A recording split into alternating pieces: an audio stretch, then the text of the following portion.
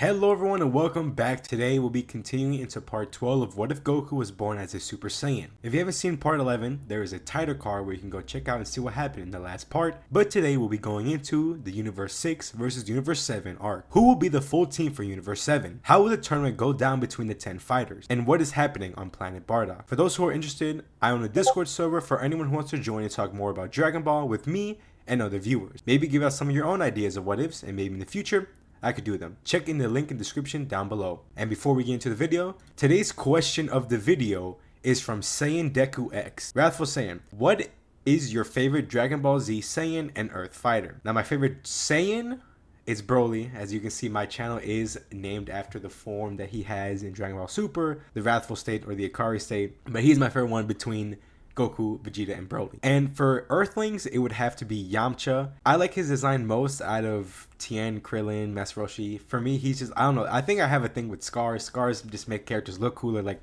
look at Bardock and Future Gohan, that's just really cool. But those are my favorite from each side. Thank you for the comment, Saiyan Deku.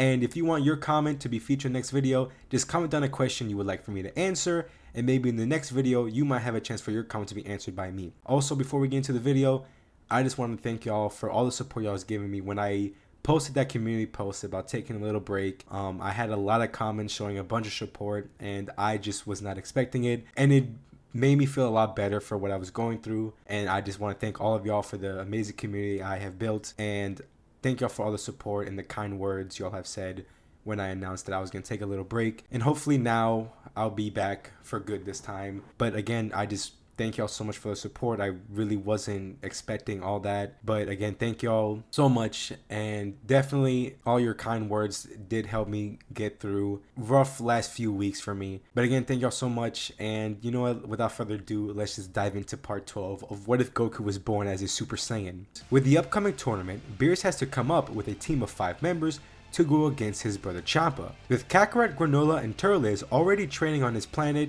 it was a no-brainer for them to be a part of his team, but he couldn't think of the last 2 fighters. Originally he thought about Raditz and another fighter from Planet Bardock, until Whis reminded Beerus that Beerus is training 2 other Saiyans, and that it would be wise if they went to go pick them up, since no doubt they would be strong candidates for the tournament. Beerus liked the idea, and then all 5 of them would go over to meet up with Beerus and the other 2 Saiyans. Once they arrived, the entire Galactic Patrol would bow down in fear of Beerus. They would ask for Beerus and tell him about the upcoming tournament, and that they would need to borrow Vegeta and Broly. They would enter the room with Kakarot, Turles, and Granola, as they could all sense how much they have grown. Vegeta smirks, telling Kakarot that he has become much stronger than him, but Kakarot says that he's learned a lot with training with the God Destruction, so he most likely still remains on top. Beerus would quickly bring the 2 Saiyans up to speed on what is going on, and this gets Vegeta excited with this upcoming tournament from another universe, as he wants to join without question, and Broly would be interested in joining in as well. Once they arrive onto the arena,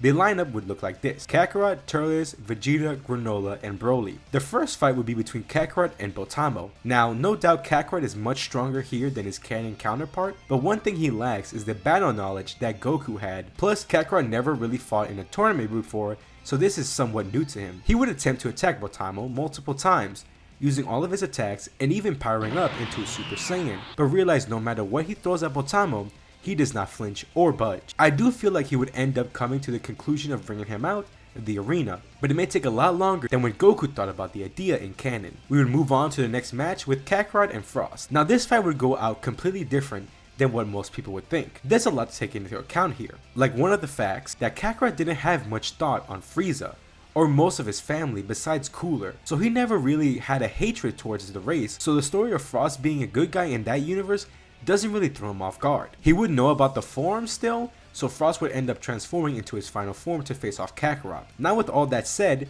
there's also the fact that Kakarot isn't as good of a fighter as Goku is, and with all the different trainings that they both have done. So during their matchup, Kakarot would be a lot stronger than Frost, but even then, during the fight, I do see Frost still managing to hit Kakarot with the needle, which would end up paralyzing him and knocking him down for the count. Everyone would be shocked on how Frost would have beaten someone as powerful as Kakarot. Turles would hop into the arena next, as he would power up into his Saiyan Prime form. Now Turles is a smart fighter, plus with being like Frost, he would have fought dirty before, and would think that something is up with Frost. When the match would begin, they would fight, but Turles would keep his distance, trying to figure out how Frost beat Kakarot. With the battle being far apart, Turles has the advantage as he is the stronger out of the two, but Frost is a fast one, as he would try to close the distance. After some time, Turles couldn't exactly figure out what Frost could do, and would close the distance between the two, and would fight close range together, as when they are fighting, Turles would manage to sucker punch Frost, as it did hurt Frost a lot, running him down for the count.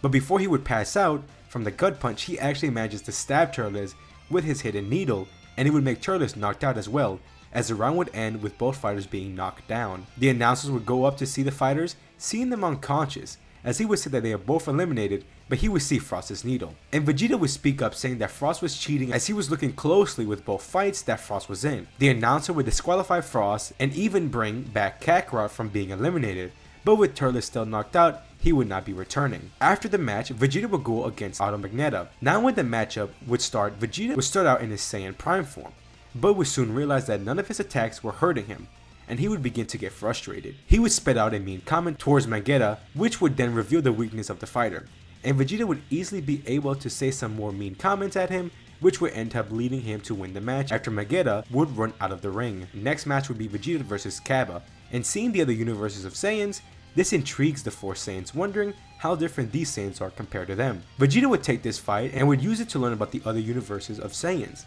and train Cabba. He would ask Cabba if he could turn into a Super Saiyan or have any transformation. Learning that he cannot transform shocked Vegeta. He would then fight him and try to make him achieve the Super Saiyan transformation. He would like to teach him the Saiyan Prime form, but he does see that Cabba does not have a tail, and with his experience with Broly, he would end up using the same strategy he would use normally against Cabba, which would end up working, allowing Cabba to transform into the Super Saiyan, which the others were surprised that Vegeta was able to do so. Then the actual fight would begin between the two Saiyans. Now Cabba would put up a good fight against Vegeta, as he is holding back to make the fight more even.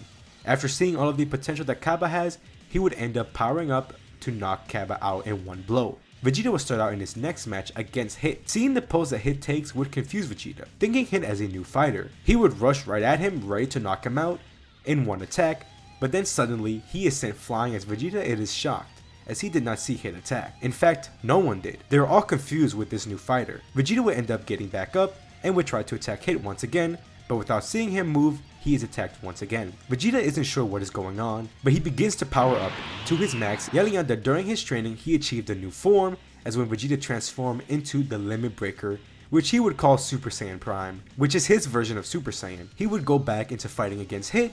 This time Vegeta is able to see when Hit activates his time skip ability. Vegeta is attacked again, but this time Vegeta is able to understand what is going on as their battle continues. Vegeta would try to keep a distance and attack, but every attack he throws Hit can just dodge it, and with the power boost that Vegeta got, it is not enough to fully break through Hit's time skip. With all of his effort, it would not be enough, and he would end up losing the match against Hit. Even with his new transformation, he couldn't believe that he just lost. But with this, he is further motivated to grow more stronger, but also now sees that power isn't everything but also technique. Next comes Granola. Vegeta does warn Granola about Hit's time skip ability, but Granola said not to worry as he has a plan to take Hit out. When the two stands against each other, the match would begin. Granola would begin to use his ability to try to attack Hit, and instantly Hit would use his time skip ability to attack Granola, but once he did try to punch Granola, he felt a sharp pain in his stomach, as he looks down to see Granola's fist hitting one of Hit's pressure points. Hit takes a step back, holding his side. He never had to make sure when attacking someone in his time skip ability, so he finds Granola pretty interesting. Granola smirks, seeing that his tactic worked,